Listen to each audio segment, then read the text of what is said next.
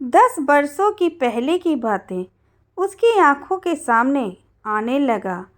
ठंड की भरी दोपहरी में हाथ पैर शून्य पड़ते जा रहे थे।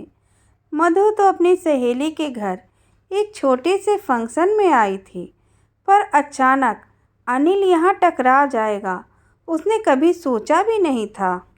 ना चाहते हुए भी अनिल के बारे में सोचने को मजबूर हो गई थी, क्योंकि मुझे बिना कुछ कहे छोड़ गया था वह। क्यों मुझे एहसास कराया उसने अपने प्यार का? क्यों कहा था कि मैं साथ नहीं छोड़ूंगा? आखिर क्या कमी थी मुझ में, डरपोक कहीं का। यह बात सोच मधु के चेहरे पर दर्द की लाइन उभर रही थी, और फिर थोड़े देर में गुस्से का भाव से उसका चेहरा लाल हो गया। फिर वही सवाल मन में आने लगा कि वह मुझे क्यों छोड़ दिया था, फिर क्यों मुझसे मिलने आ गया यूं सामने। अनिल को देख मन में सवालों की झड़ी लग गई थी। मधु ने दोबारा उस कागज के टुकड़े को खोला और पढ़ा। अनिल ने उसमें लिखा था कि प्लीज़ एक बार बात करना चाहता हूँ। इसमें मेरा मोबाइल नंबर है, हो सके तो अपना नंबर मुझे दे दो। यही देखकर मधु बेचैन थी, सोच रही थी कि अपना मोबाइल नंबर दे कि ना दे। क्या इतने बरसों बाद फ़ोन करना ठीक रहेगा?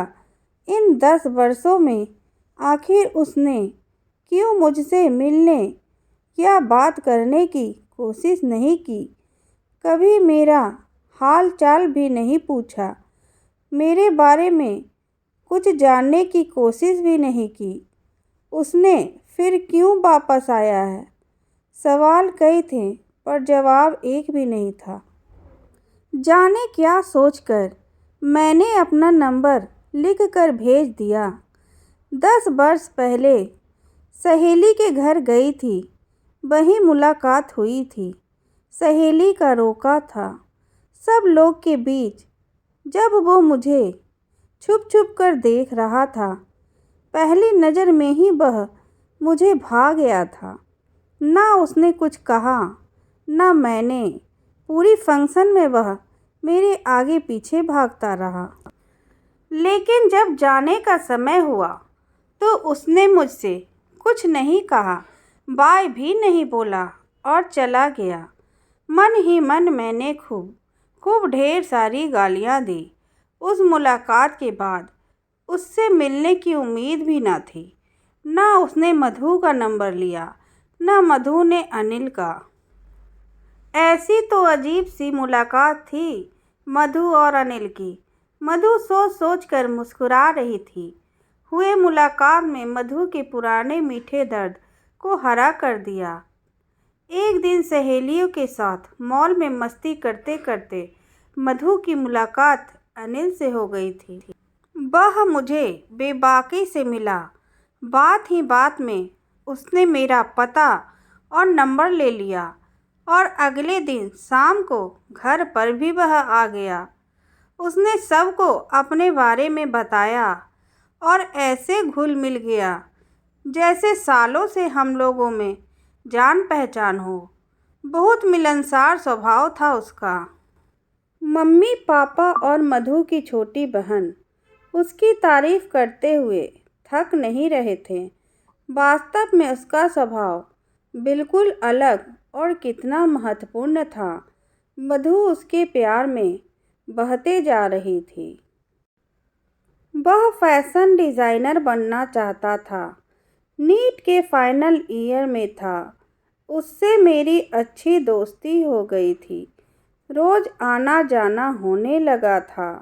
मधु के परिवार वाले उसे बहुत पसंद करने लगे थे। धीरे धीरे उसने मधु के दिल में भी एक खास जगह बना ली थी। मधु जब उसके साथ होती थी तो उसे लगता था कि यह पल यहीं थम जाए। उसके साथ बिताए पलों की याद में खोई सी रहती थी मधु। मधु को एहसास हो गया था कि अनिल के दिल में उसकी एक खास जगह है, लेकिन अनिल मधु से प्यार का इजहार नहीं किया था। मधु और अनिल का कॉलेज एक ही रास्ते में पड़ता था, इसलिए अनिल अक्सर मधु को छोड़ने आया करता था। मधु को भी उसके साथ अच्छा लगता था। रास्ते भर बातें करते करते और उसकी बातों पर मधु का हंसना कभी ख़त्म ही नहीं होता। वह अक्सर कहा करता था, मधु का हंसना उसे दीवाना बना देती है। इस बात पर मधु और खिलखिलाकर हंस देती थी। आज भी मधु को याद है, अनिल ने उसके 22वें बर्थडे पर उसे प्रपोज किया था। अधिकतर लोग अपनी चाहत को फूल या गुलदस्ते के साथ इजहार करते हैं, पर उसने मधु के हाथों में छोटा सा एक कार्ड रखते हुए कहा था, क्या तुम मेरी हमसफ़र बनना चाहोगी? कितनी दीवानगी थी उसकी बातों में। मधु उसे समझ नहीं पा रही थी। यह कहते कहते अनिल उसके बिल्कुल नज़दीक आ गया और मधु का चेहरा अपने हाथों में थामे उसके होठों पे किस कर दिया था। मधु का दिल जोरों से धड़क रहा था। खुद को संभालते हुए वह अनिल से अलग हुई। दोनों के बीच एक अजीब सी मीठी मुस्कुराहट ने जगह बना ली थी। कुछ देर तो वे लोग खड़े रहे, लेकिन जब अनिल मधु का जवाब जानने की उत्सुकता जगाई तो मधु ने भी फौरन हाँ कर दी थी। उस रात मधु एक पल भी नहीं सोई थी। वह कई विषयों पर सोच रही थी, जैसे करियर, आगे की पढ़ाई और ऐसे न जाने कई ख्याल उसके मन में आ रहे थे। तब मधु केवल 22 वर्ष की थी और अनिल भी 25 वर्ष का था। मधु अपने लास्ट ईयर में थी और अनिल भी अपनी नौकरी की तैयारी में लगा हुआ था। शायद अनिल अभी शादी नहीं करना चाहता था, वह नौकरी करना चाहता था, पर मधु उससे शादी करना चाहती थी। इसलिए उसने अनिल को फ़ोन किया।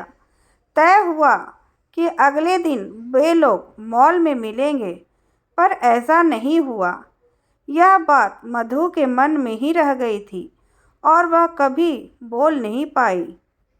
कहानी का अगला भाग सेकंड पार्ट में देखें और हमारे चैनल को लाइक करें, शेयर करें, सब्सक्राइब करें। धन्यवाद।